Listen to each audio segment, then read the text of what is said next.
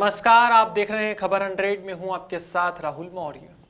आइए रुख करते हैं इस वक्त की बड़ी खबरों की ओर, लेकिन उससे पहले एक नजर हेडलाइंस पर। कसरावत की माया ओवरसीज में चोरी का प्रयास, मशीनों के पार्ट्स चुरा रहे थे बदमाश, पुलिस ने की ताबड़तोड़ कार्रवाई।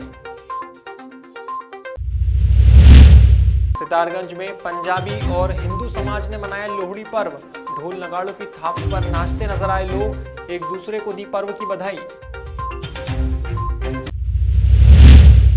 और हेयर एक्सपर्ट जावेद हबीब के सीईओ ने रखी दलील, लोगों की भावनाओं को ठेस पहुंचने पर मांगी माफी, हबीब के थूक कांड से मचा था बवाल। खटीमा में हाईकोर्ट के आदेश का पालन कराने के लिए मेलाघाट रोड पर एक दुकान पर पुलिस पहुंची। इस दौरान दुकान के अंदर निर्माण करा रही महिला ने हंगामा कर दिया। हंगामे के बाद बमुश्किल पुलिस ने निर्माण कार्य रुकवाया है। खटीमा कोतवाली क्षेत्र में उस समय हड़कंप मच गया जब चौराहे के पास मेलाघाट रोड पर एक दुकान में अवैध निर्माण की सूचना पुलिस को मिली थी। इस सूचना पर पुलिस मौके पर पहुंची थी और दुकान के अंदर निर्माण करा रही महिला ने खुद को दुकान की मालकिन बताया, जिस पर हंगामा शुरू हो गया और पुलिस से भिड़ गई। वहीं सीईओ खटीमा ने मीडिया से बात करते हुए बताया कि इस दुकान का मामला हाईकोर्ट में विचाराधीन है और हाईकोर्ट ने 18 जनवरी तक के लिए किसी भी प्रकार के निर्माण कार्य पर रोक लगाई हुई है। दूसरा पक्ष उनके द्वारा शिकायत वो कर रहे थे बार बार कि जो है इसमें गलत तरीके से इसमें जो है ये अपना निर्माण कार्य कर रहे हैं और वो दुकान हमारी है। इनका कोर्ट में भी विवाद चल रहा है। इसमें 18 तारीख तक कोर्ट ने जो है इसमें समय दे रखा है, स्टे है उसमें 18 तारीख तक के लिए, कि उसमें स्पष्ट तौर पर ये है कि 18 तारीख तक जो है यथास्थिति बनाए रखें। तो इस वजह से शिकायत आई कि ये लोग इसमें कार्य कर रहे हैं तो यहाँ देख करने के लिए और इनको बताने के लिए आए कि आप 18 तारीख तक कोई कार्य नहीं करें। जो न्यायालय का निर्णय होगा कि 18 तारीख के बाद उसके अनुसार जो है कार्रवाई करें। मुंबई आगरा राष्ट्रीय राजमार्ग स्थित औद्योगिक क्षेत्र निमरानी में पिछले कई सालों से बंद पड़ी माया ओवरसीज मिल में चोरी की बड़ी वारदात सामने आई है। खलटाका चौकी प्रभारी राजेंद्र सिंह बघेल ने जानकारी देते हुए बताया कि हमारे पुलिस अधीक्षक उच्च अधिकारियों के द्वारा चोरी की धरपकड़ के लिए निर्देशित किया गया है। इसी तारतम्य में मुखबिर से सूचना मिली थी कि निमरानी क्षेत्र स्थित बंद पड़ी माया कंपनी में चोरी की वारदातें हो रही है। चोर कंपनी में रखे मशीनों के पार्ट्स आइसर में भर रहे थे। पुलिस को इसकी सूचना मिली, जिस पर पुलिस ने तत्काल कार्यवाही करते हुए आरोपियों को पकड़ना चाहा, लेकिन अंधेरे का फायदा उठाकर बदमाश भाग निकले और मौके पर आइसर को जब्त किया गया है। फिलहाल पुलिस फरार आरोपियों की तलाश कर रही है। देखिए, हमारे जिले के पुलिस अधीक्षक महोदय के द्वारा लगातार चोरी की धरपकड़ हेतु निर्देशित किया गया है, जिसके संबंध में मुखबिर सूचना तंत्र को मजबूत किया गया था। कल रात्रि को इस प्रकार सूचना मिली कि निमरानी के पास जो माया फैक्ट्री है उसके अंदर चोरी की वारदातें हो रही हैं। तो इसमें बल को लेकर वहाँ पर दबिश दी गई।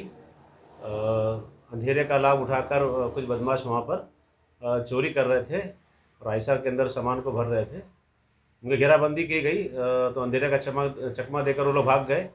वहाँ मौके पर एक आइसर को जब्त किया गया है। उसके अंदर कंपनी के मशीनरी के पार्ट्स आदि को जब्त किया जांच में लिया गया है। कितने का माल हुआ सर?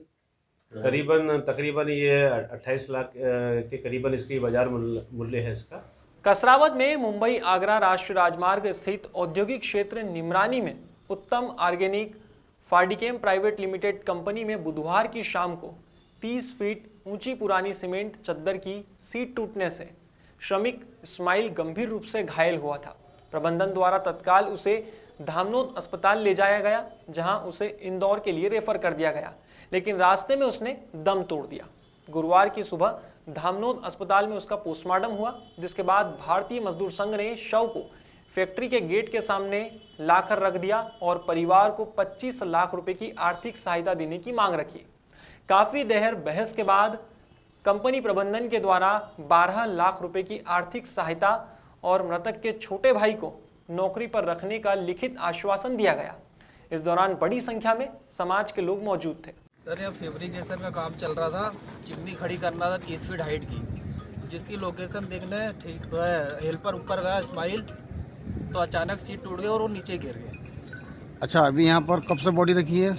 यहाँ पे 8 बजे से बॉडी लेके बैठे हैं और सेट अभी तक आई नहीं। क्या आपकी मांग है? हमकी मांग ये है कि हमारी कोई सहायता के लिए मदद करे सेठ। साहब, ये जो इस्माइल था, ये फैब्रिकेटर था। अपने यहाँ जो काम होते थे कुछ भी टूट फूट के तो आके वो रिपेयर कर जाया करता था। नहीं, तो ये तो बता रहे कि लंबे समय से वो यहीं पर काम करते थे। नहीं करता था, मतलब ये जो शेड बना है इनके पिताजी के टाइम में ये शेड बना हुआ था। तो कैसे का घटनाक्रम हुआ? इसका अंदर काम चल रहा था, फैब्रिकेशन वगैरह का जो भी टूट फूट के काम करता था वो रिपेयर वगैरह के। तो पीछे काम करते हुए कहीं ऊपर चढ़ा, वो कॉर्नर पे से कहीं सीट निकाल रहा था। तो वो निकालने के बाद इसका कहीं कॉल वाल आया तो मोबाइल पे बिजी था। मोबाइल पे बिजी होते होते वो सीट पे चलने लगा इधर और सीट के बीच में आ गया इधर। वहाँ से कोई सीट क्रैक होने से वो सीधा नीचे आ गया। ये मामला आज उत्तम फैक्ट्री का है, ये उत्तम फर्टिलाइज़र कंपनी का, जो रात को ऊपर से गिरने से श्रमिक की मौत हो गई थी। आज भारतीय मजदूर संघ के द्वारा कंपल्सन एक्ट में 12 लाख रुपए का मुआवजा राशि कंपनी के द्वारा दी जाती है।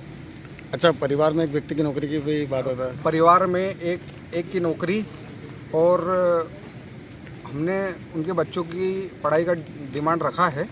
वो कंपनी बोल रही है कि हम मानवता के नाते करेंगे। साहब देखिए, मैं इंदौर रहता हूँ। मेरी कंपनी में कंस्ट्रक्शन का काम चल रहा था, एक नया यूनिट लग रहा था, तो उसके सिलसिले में वो नीचे काम कर रहा था चिमनी का। अब वो ऊपर क्यों चढ़ा वो मुझे भी नहीं पता। ऊपर चढ़ के वो मोबाइल पे बातचीत कर रहा था, कुछ कर रहा था, मुझे ऐसा पता चला है। उत्तराखंड के सितारगंज में पंजाबी और हिंदू समाज के लोगों ने मिलकर लोहड़ी का पर्व मनाया है। इस मौके पर ढोल नगाड़े के साथ नाचते हुए प्रसाद का वितरण किया गया। वहीं उपस्थित लोगों ने बताया कि यह लोहड़ी का त्यौहार हर वर्ष मनाते हैं और मोहल्ले के सभी लोग इसमें शामिल होते हैं। वो हम सभी पंजाबी को क्या मतलब सारे हिंदू हमारे तो भाई है।